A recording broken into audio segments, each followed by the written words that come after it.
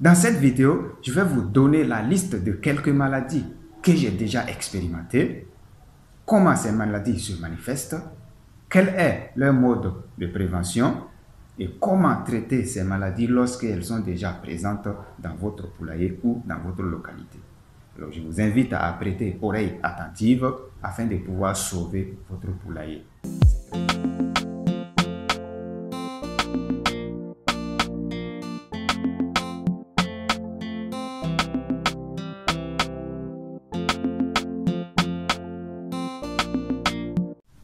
Je ne suis pas un vétérinaire. Je ne suis qu'un éleveur comme les autres. Et c'est par curiosité, dans la quête du savoir et par expérience, que j'ai pu lister un certain nombre de maladies, leur mode de contamination, plus leur mode de prévention et en même temps leur mode de traitement. Voilà pourquoi je tiens à vous partager cette expérience afin que plusieurs d'autres personnes ne tombent pas dans les mêmes erreurs que moi depuis mes débuts. Alors, très chers amis agriculteurs, les informations que je vais vous donner peuvent ne pas réussir à 100%. Tout dépendra de la zone où vous êtes, tout dépendra du climat dans lequel vous vivez, tout dépendra aussi de comment vous le faites. Mais si vous arrivez à respecter ces conseils vraiment de façon rigoureuse, vous aurez toujours des résultats vraiment agréables pour vous. Voici le plan que nous allons suivre. À chaque fois que nous prenons une maladie, nous allons déjà vous donner des informations sur cette maladie. Nous allons vous donner quelques symptômes possibles de cette maladie. Nous allons vous informer sur les modes de transmission de cette maladie, le mode de prévention de cette maladie et une éventuelle solution en ce qui concerne le traitement de cette maladie en cas de contamination, bien sûr. Et généralement, ce que nous donnons, c'est surtout les traitements à travers les plantes. Il y a certaines maladies, vous allez constater que généralement, tout éleveur va passer toujours par tâtonnement lorsqu'il est confronté à ces maladies. Et ces maladies existent bien, nous allons aussi vous en parler et pour vous permettre d'avoir encore plus d'informations afin de minimiser surtout les risques de maladie, afin que vous puissiez minimiser les risques de mortalité. Puisque je ne suis pas un vétérinaire, les maladies que j'ai eu à expérimenter, ce sont ces maladies que je vais vous donner ici à travers ma petite expérience à moi.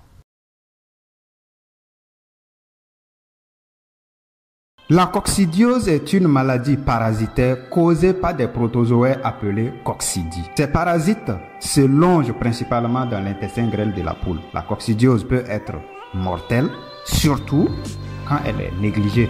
Elle affecte surtout les jeunes oiseaux.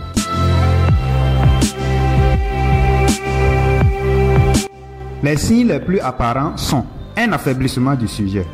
Alors vous voyez que le poussin ou encore le sujet, le jeune poulet, il bouge difficilement.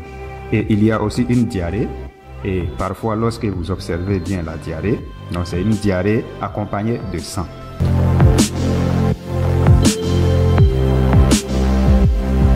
Pour prévenir la coccidiose, il faut respecter les strictes normes d'hygiène. Une hygiène stricte devait empêcher une infection forte. Nettoyer régulièrement les mangeoires et à prévoir, j'allais dire chaque jour. Il faut nettoyer et désinfecter le poulailler une fois par semaine. Ça, c'est le minimum. Donc, il faut rendre l'entourage de vos sujets propres. Il faut rendre vos sujets même propres en leur donnant de l'aliment dans des abreuvoirs et des mangeoires propres, en leur donnant de la nourriture propre, en leur donnant de la nourriture pas mouillée, de la nourriture sèche. Alors veillez bien vous adresser à des spécialistes, à des personnes déjà expérimentées dans le domaine pour qu'ils puissent vous accompagner. Mais le meilleur moyen de prévenir la coccidiose est de ne pas mettre trop d'oiseaux ensemble. La voie des plantes s'avère aussi très efficace pour une éventuelle prévention. Il faut de temps en temps servir du vinaigre dans l'eau de boisson de vos sujets chaque 3 semaines.